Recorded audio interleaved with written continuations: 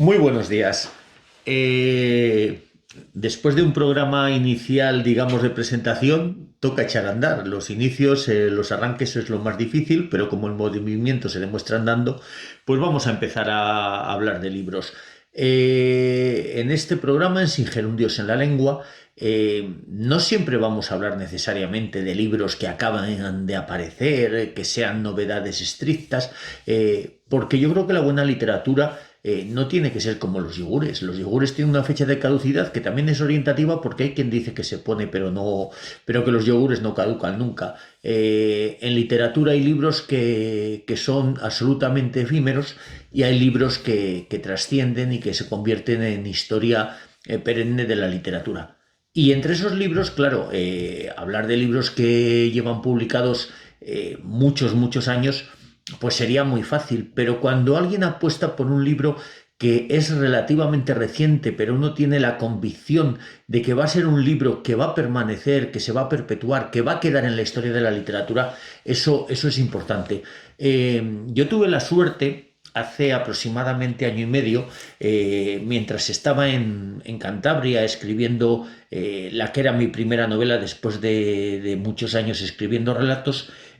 tuve la suerte de poder leer parte del manuscrito de esta novela de la que hoy voy a hablaros. Cuando el mundo se llamaba Cerralbo, obra del conocidísimo poeta salmantino, aunque reside en la costa catalana, Ramón García Mateos.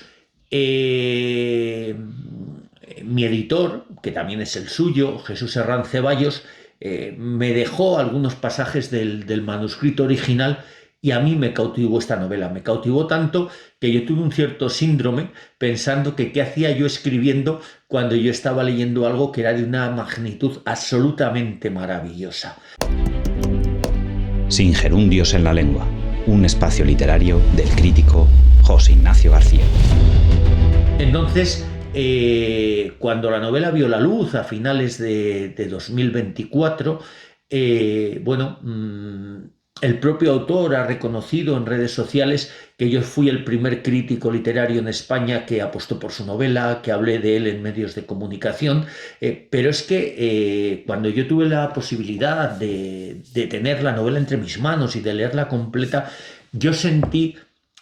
algo muy especial en mi corazón. El otro día, en el programa inaugural de presentación de este canal, os decía que solamente os iba a hablar de libros buenos, de libros que me gustaban mucho y de libros que me parecían absolutamente necesarios. Bueno, os voy a decir que este libro me ha apasionado. Yo el año pasado,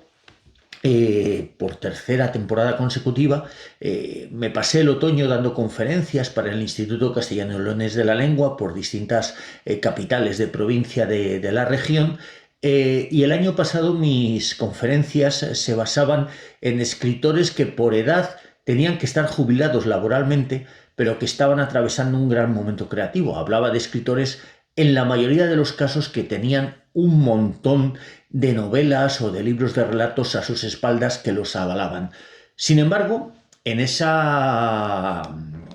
colección, en esa reunión de grandes autores castellanos y leoneses maduros, yo incluí a Ramón García Mateos única y exclusivamente por esta novela. Hubo gente que me criticó cuando yo hice esa inclusión, ¿no? Esto es como cuando a lo mejor el seleccionador de fútbol tiene que decidir a cuántos porteros lleva o no lleva a la Eurocopa, ¿no? Bueno, pues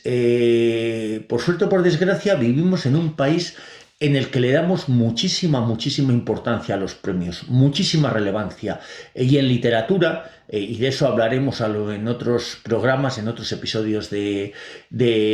nuestro programa, la mayoría de los premios, como mínimo, lo que tienen que hacer es desconfiar a los lectores, porque la inmensa mayoría de los premios o están dados de antemano o son acuerdos comerciales de las editoriales grandes con escritores o con sus agentes. Muchas veces son fenómenos mercantiles porque se les otorgan pues, a personajes mediáticos que de alguna manera casi se sabe que van a vender mucho, pero luego hay algunos premios que se conceden única y exclusivamente por la categoría, por la calidad de los libros que se premian. A mí, como os decía, me llovieron críticas por hablar de Cuando el mundo se llamaba Cerralbo de una manera categórica como un gran libro, hasta que este año, a primeros de 2026, cuando se falló el premio de creación literaria de la RAE de 2025, que premia al libro mejor escrito en España en el año anterior, la Real Academia Española de la Lengua decidió que Cuando el mundo se llamaba Cerralbo de Ramón García Mateos era el mejor libro a nivel de lenguaje que se había escrito en España en el año anterior. Claro,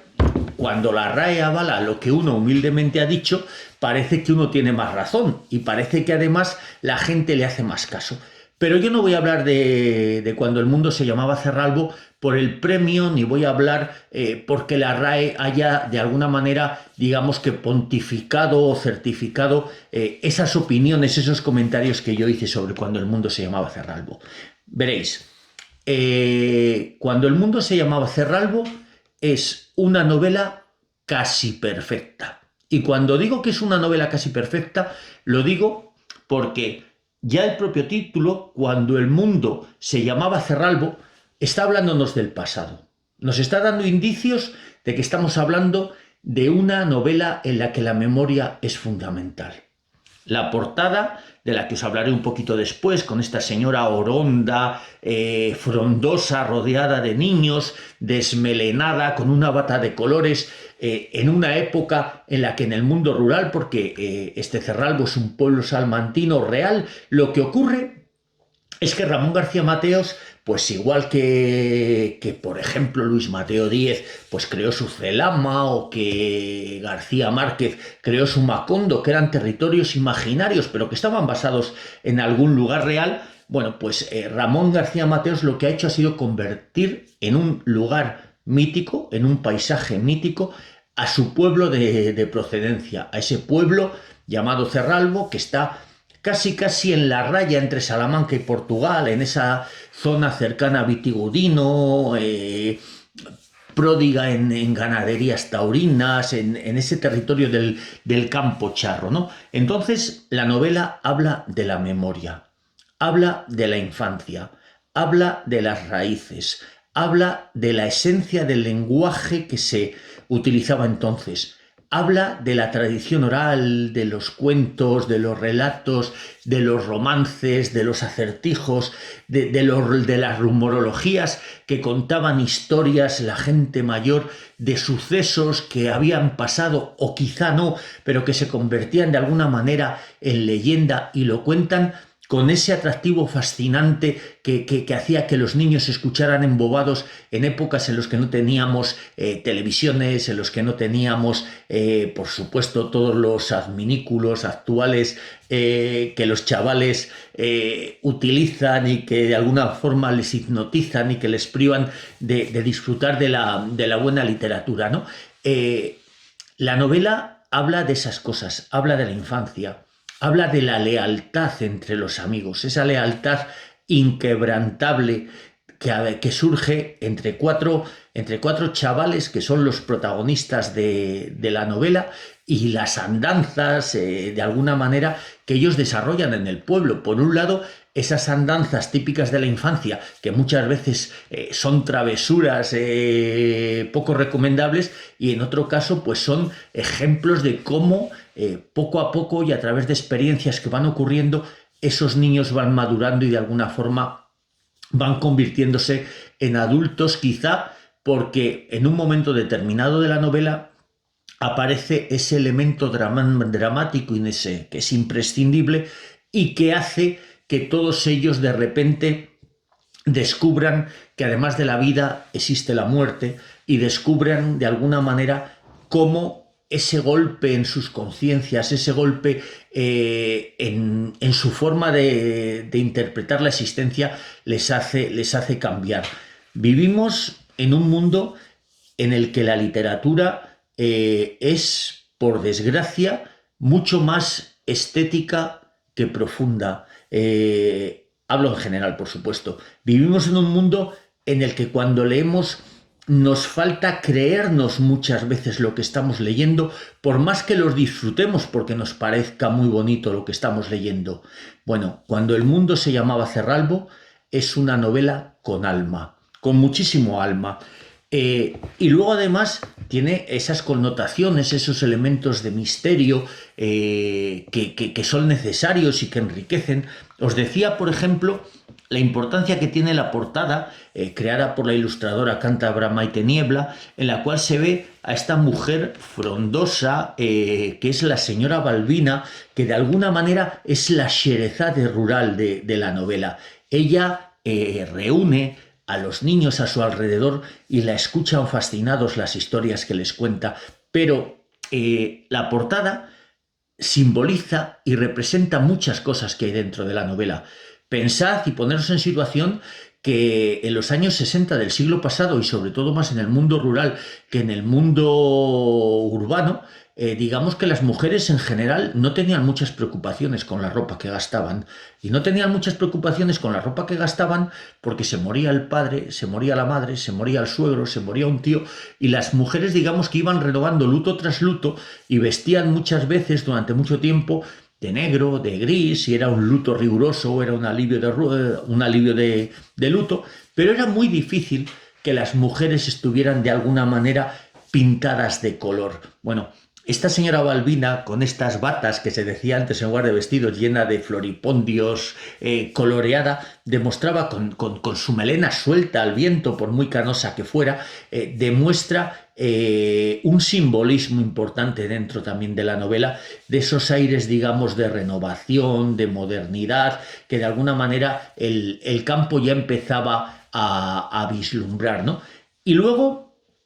hay algo que es fundamental también de lo que hay que hablar. La novela está fantásticamente bien escrita. La RAE lo principal que premia es la calidad del lenguaje. Bueno, pues en Cuando el mundo se llamaba Cerralbo, Ramón García Mateos consigue algo que de alguna manera yo creo que es muy difícil de conseguir, y es casi un ejercicio de pura alquimia, digamos, lingüística.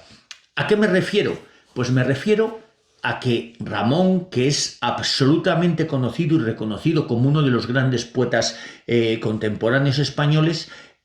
utiliza con mucha frecuencia ese lenguaje poético riquísimo, cargado de metáforas, ese lenguaje que embelesa al lector, pero sabe combinarlo con el lenguaje más,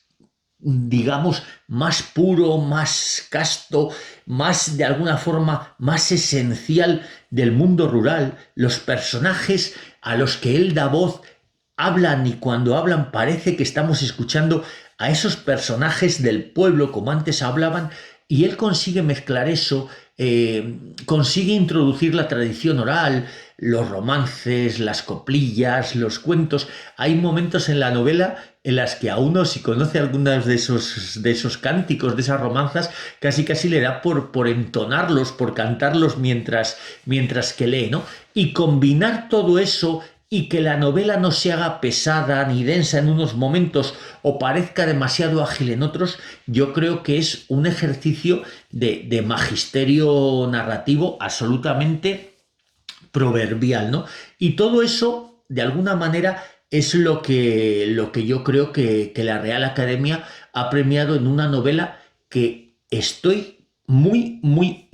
seguro de que de alguna manera, como decía al principio, es una novela que se va a quedar,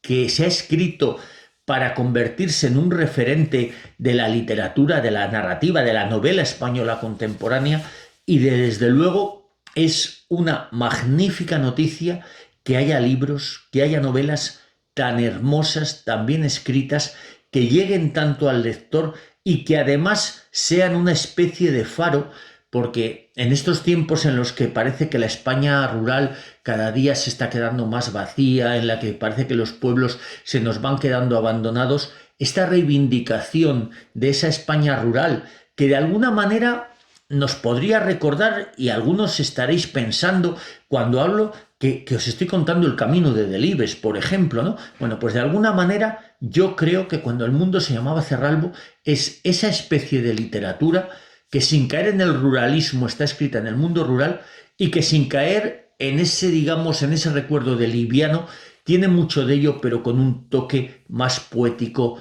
y más de actualidad. No quiero desvelaros muchas más cosas. Quiero que leáis la novela, que la disfrutéis y que la paladeéis.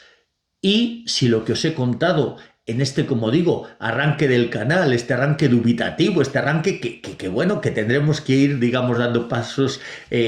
para sentarnos. Si os ha parecido bien, os pediría que compartierais esta publicación, que hablarais con otras personas de lo que estamos haciendo y que os suscribáis a nuestro canal. Pero sobre todo, lo más importante es que, sea Leyendo cuando el mundo se llamaba Cerralbo o cualquier otro libro, lo importante es que sigáis leyendo, que es gerundio.